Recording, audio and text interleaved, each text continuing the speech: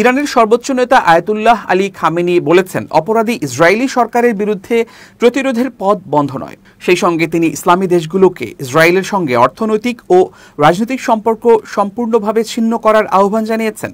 তেহরানের ইমাম খুমেনি হোসাইনিয়ায় ইরানের প্রেসিডেন্ট ও মন্ত্রিপরিষদের সদস্যদের সঙ্গে এক বৈঠকে এ আহ্বান জানান খামেনি। তিনি বলেন, ঘৃণিত জায়নিস্ট শাসন ব্যবস্থা ভয়াবহ অপরাধ ও বর্বরতা চালিয়ে যাচ্ছে। এসব অপরাধ যুক্তরাষ্ট্রসহ বড় শক্তির সহায়তায় সংঘটিত হলেও প্রতিরোধের পথ বন্ধ নয়। আজকের দিনে বিরোধী দেশগুলো, বিশেষ করে ইসলামী দেশগুলো, অবশ্যই এ শাসন ব্যবস্থার সঙ্গে বাণিজ্যিক সম্পর্ক ছিন্ন করবে। তাদের রাজনৈতিক সম্পর্ক বাদ দিয়ে এ শাসনকে আরও একঘরে করতে হবে।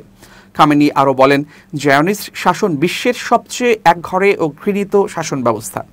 ইরানের কূটনীতির অন্যতম প্রধান দায়িত্ব হওয়া উচিত অন্য সরকারগুলোকে প্রথমে বাণিজ্যিক ও দ্বিতীয়ত রাজনৈতিক সম্পর্ক ছিন্ন করার আহ্বান জানানো।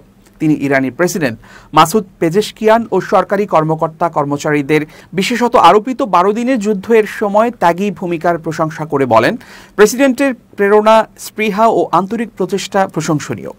চীনে প্রেসিডেন্টের সাম্প্রতিক সফরের প্রসঙ্গ টেনে খামেনি বলেন, এই সফরের গুরুত্বপূর্ণ অর্থনৈতিক ও রাজনৈতিক সুযোগ তৈরি হয়েছে, যা অবশ্যই অনুসরণ করতে হবে।